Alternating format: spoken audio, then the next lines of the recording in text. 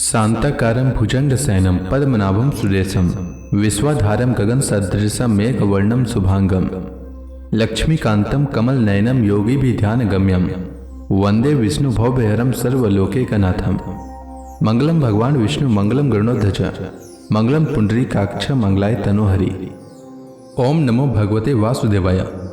आज का दिन आप सभी के लिए मंगलमय हो। आइए सुनते हैं भादव मास कथा का 8वां अध्याय।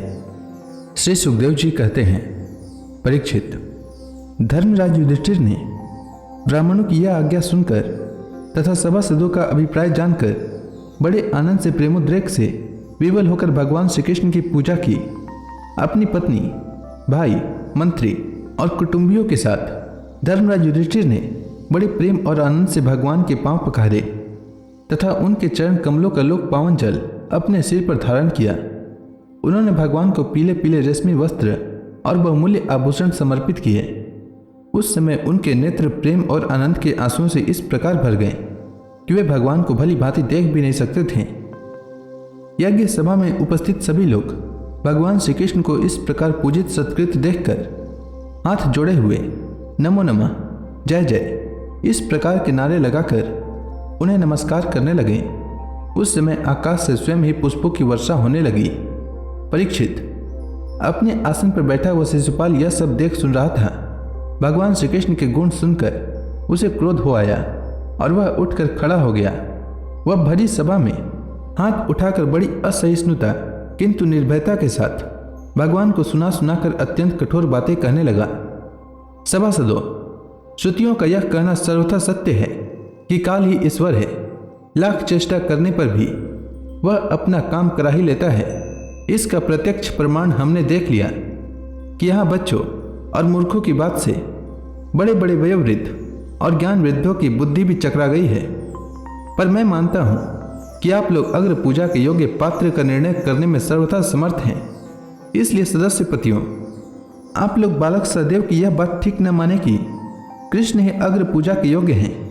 यहाँ बड़े बड़े तपस्वी, विद्वान, व्रतधारी, ज्ञान के द्वारा अपने समस्त पाप तापों को शांत करने वाले परम ज्ञानी परमर्षि, ब्रह्मनिष्ठ आदि उपस्थित हैं, जिनकी पूजा बड़े बड़े लोकपाल भी करते हैं। यज्ञ की भूल चूक बतलाने वाले उन सदस्य पतियों को छोड़कर यह कुल कलंक ग्वाला भला अग्र पूजा का अधिकारी कैसे हो सकता है? क्या कौवा कभी यज्ञ के पुरोडास का अधिकारी हो सकता है? न इसका कोई वर्ण है और न तो आश्रम, कुल भी इसका ऊंचा नहीं है। सारे धर्मों से यह बाहर है। वेद और लोक मर्यादाओं का उल्लंघन करके मनमाना आचरण करता है। इसमें कोई गुण भी नहीं है। ऐसी स्थिति में यह अग्र पूजा का पात्र कैसे हो सकता है? आप लोग जानते हैं कि राजा ययाति ने इसके वंश को शाप दे रखा है। इसलिए सत्पुरुषों ने इस वंश का ही बहिष्कार कर दिया है। ये सब सर्वदा व्यर्थ मधुपान में आसक्त रहते हैं, फिर ये अग्र पूजा के योग्य कैसे हो गए हैं? इन सब ने ब्रह्मर्षियों के द्वारा सेवित मथुरा आदि देशों का परित्याग कर दिया और ब्रह्म वर्चस्व के विरोधी समुद्र में किले बनाकर रहने लगे। वहां से जब ये बाहर निकलते हैं तो डाकुओं की तरफ सारी प्रजा को सताते हैं। परीक्षित, सच पूछो तो शिशुपाल का सारा शुभ नष्ट हो चुका था। इसी से उसने और भी बहुत सी कड़ी कड़ी बातें भगवान श्री कृष्ण को सुनाई, परंतु जैसे सिंह कभी सियार की आवाज पर ध्यान नहीं देता, वैसे ही भगवान श्री कृष्ण चुप रहे। उन्होंने उसकी बातों का कुछ भी उत्तर न दिया, परंतु सभासदों के लिए भगवान की निंदा सुनना असह्य था। उनमें से कई अपने अपने कान बंद करके क्रोध से शिशुपाल को गाली देते हुए बाहर चले गए। परीक्षित, जो भगवान की या भक्त परायण भक्तों की निंदा सुनकर वहां से हट नहीं जाता, वह अपने शुभ कर्मों से च्युत हो जाता है और उसकी अधोगति होती है। परीक्षित, अब शिशुपाल को मार डालने के लिए पांडव, मत्स्य, केकय और संजय वंशी नरपति क्रोधित होकर हाथों में हथियार लेकर उठ खड़े हुए, परंतु शिशुपाल को इससे कोई घबराहट न हुई। उसने बिना किसी प्रकार का आगा पीछा सोचे अपनी ढाल तलवार उठा ली और वह भरी सभा में श्री कृष्ण के पक्षपाती राजाओं को ललकारने लगा। उन लोगों को लगड़ते झगड़ते देखकर भगवान श्री कृष्ण उठ खड़े हुए।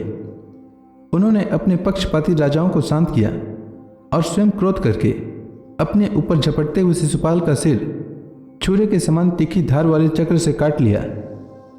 शिशुपाल के मारे जाने पर वहाँ बड़ा कोलाहल मच गया। उसके अनुयायी नरपति अपने अपने प्राण बचाने के लिए वहाँ से भाग खड़े हुए। जैसे आकाश से गिरा हुआ लुक धरती में समा जाता है, वैसे ही सब प्राणियों के देखते देखते शिशुपाल के शरीर से एक ज्योति निकलकर भगवान श्री कृष्ण में समा गई। परीक्षित, शिशुपाल के अंतःकरण में लगातार 3 जन्म से वैर भाव की अभिवृद्धि हो रही थी और इस प्रकार वैर भाव से ही सही ध्यान करते करते वह भगवान में तन्मय हो गया। सच है, मृत्यु के बाद होने वाली गति में भाव ही कारण है। शिशुपाल की सद्गति होने के बाद चक्रवर्ती धर्मराज युधिष्ठिर ने सदस्यों और ऋत्विजों को पुष्कल दक्षिणा दी तथा सबका सत्कार करके विधि पूर्वक यज्ञांत स्नान अवभृत स्नान किया।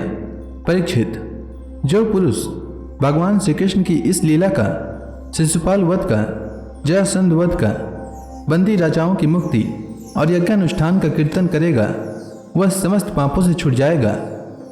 तो इसी के साथ आज का यह अध्याय समाप्त हुआ। इसके आगे की कथा मैं कल के अध्याय में सुनाऊंगा। तब तक के लिए भगवान हरि का नाम लेते रहें। तो प्रेम से बोलिए भगवान विष्णु की जय, श्री कृष्ण भगवान की जय।